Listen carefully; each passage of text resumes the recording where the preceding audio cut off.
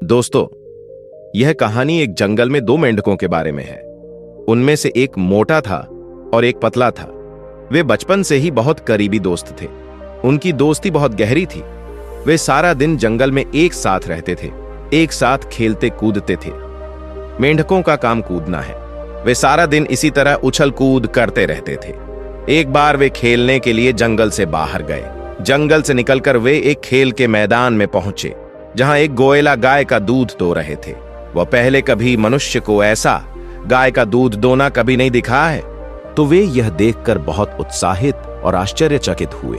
उन्होंने सोचा कि चलो चलकर देखते हैं कि क्या यह तरल सफेद चीज सचमुच गोला का अपना आनंद है। दूध गाढ़ा होने के बाद गोला दूध से भरी बाल्टी वहीं छोड़ देता है और दूसरे काम पर चला जाता है। अब वे बाल्टी के सामने कूदते हैं और ये देखने की कोशिश करते हैं कि पानी जैसा सफेद तरल पदार्थ क्या है। इसलिए वे बाल्टी की ओर कूदते हैं और दोनों किनारे एक साथ कूदते हैं। उस बाल्टी में एक दोस्त कहता रहा, ये सफेद मशीन हमने पहले कभी नहीं देखी। ये फिर क्या चीज है? वे वहां बहुत मजा करने लगते हैं। कभी कभी वे तैर रहे होते हैं, कभी कभी वे गोता लगाते हैं, कभी कभी वे नीचे से ऊपर आ जाते हैं। वे देखते हैं कि हमने आज तक यह सफेद पानी कभी नहीं देखा है। वहां खूब मजा करने के बाद एक दोस्त ने कहा, चलो दोस्त, यहां बहुत मजा आया, अब घर चलते हैं। घर जाने का समय हो गया है, चलो जंगल में वापस चलते हैं। तभी दूसरे दोस्त ने कहा कि चलो वापस चलते हैं। तो वे दोनों फिर से पौधे लगाने की कोशिश करते हैं। वे बाल्टी से बाहर कूदने की कोशिश करते हैं, लेकिन बाल्टी बहुत बड़ी है, इसलिए वे बाहर नहीं कूद सकते। वे दोनों किनारे पर चले जाते हैं। बाल्टी देखा वहां बहुत फिसलन है। वे बाहर निकलने की बहुत कोशिश करते हैं, लेकिन वे बाहर नहीं निकल सकते, वे कूद नहीं सकते। उन्होंने भी कई बार कोशिश की, 1 बार, 2 बार, 5 बार, 10 बार, 20 बार, लेकिन उन्हें लगता है कि अब वे वहीं फंस गए हैं। वे उस बाल्टी से बाहर नहीं निकल पा रहे थे। उस बाल्टी में फिसलन इतनी ज्यादा थी कि उनके पैर बार बार फिसल रहे थे। यह सब देखकर मोटे मेंढक ने कहा, भाई, हमें यहां से निकलना होगा। हमने बहुत कोशिश की, लेकिन बाहर नहीं निकल सके। मुझे ऐसा लग रहा है जैसे हम इस बाल्टी से बाहर नहीं निकल सकते, क्योंकि यहां बहुत ज्यादा करंट है। अगर हम ऐसे ही तैरते रहेंगे तो कोई आकर हमें बाहर खींच लेगा। पतला मेंढक मोटे मेंढक की बात मान लेता है और वे दोनों तैरते रहते हैं। 1 घंटा, 2 घंटे, 3 घंटे बीत जाते हैं, लेकिन कोई उन्हें पकड़ लेता है। बाहर निकालने आया। मोटा मेंढक बहुत थक गया था। वह कहता है, भाई, अब मैं और नहीं चल सकता। मैं बहुत समय से बहुत कोशिश कर रहा हूं, लेकिन अब मैं अपने पैर नहीं हिला सकता। मैं बहुत थक गया हूं। तभी स्किनी बैंक कहता है कि अगर तुमने अपने पैर हिलाना बंद कर दिया तो तुम डूब जाओगे और एक पल में तुम सांस लेना बंद कर दोगे और तुम मर जाओगे। तुम मर जाओगे तो नहीं जाओगे, चलते रहो, नहीं तो मर जाओगे। वे कुछ देर और तैरते हैं। फिर मोटा मेंढक कहता है, भाई, हमने बहुत समय तक एक दूसरे का साथ दिया है। हमने खूब मौज मस्ती की। हमने एक दूसरे के सुख दुख साझा किए, लेकिन आज शायद मेरी जिंदगी का आखिरी दिन है।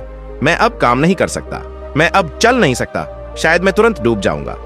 रोगा बैंक के सामने फैट बैंक ऐसे ही डूब जाता है और थोड़ी देर बाद वह मर जाता है। मृत्यु के बाद उसका शरीर तैरता है। अब रोगा यह देखता है। बैंक और अधिक गंभीर हो गया और उसने मन ही मन निश्चय कर लिया कि मुझे किसी भी तरह इस बाल्टी से बाहर निकलना है। मैं हार स्वीकार नहीं करूंगा। अगर मैंने हार मान ली तो मैं भी मर जाऊंगा। उसकी आंखों से आंसू निकल पड़े, लेकिन फिर भी वह अपनी शर्तों पर अपने पैर हिलाता रहा और अधिक ताकत लगाता रहा। और हम जानते हैं कि अगर आप दूध को थोड़ी देर तक चलाते रहें तो उसमें से मक्खन निकलना शुरू हो जाता है। और चूंकि दोनों मेंढक कई घंटों तक उस दूध में तैर रहे थे, इसलिए उस दूध से मक्खन निकलने लगा और दूध थोड़ा जम गया और मक्खन बाल्टी के ऊपर आ गया। अब मेंढक देखता है कि दूध गाढ़ा हो गया है बहुत। अब वह दोबारा कोशिश करता है और उसका पैर बाल्टी में रखे मक्खन पर पड़ता है और वह बाहर कूद जाता है। बाहर आने के बाद वह थोड़ा पागल हो जाता है। उसे समझ नहीं आता कि आज उसके साथ क्या हुआ कि उसके सबसे करीबी दोस्त की उसके सामने ही मौत हो गई। आज उसने हार क्यों मान ली?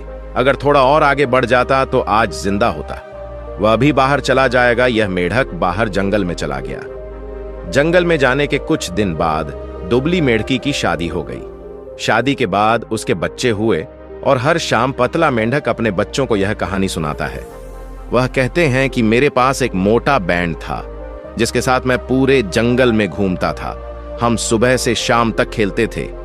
एक दिन हम दूध की बाल्टी में गिर गए और उन्होंने हार मान ली और वह उसमें डूब गया। इससे उसकी मृत्यु हो गई क्योंकि उसने हार मान ली।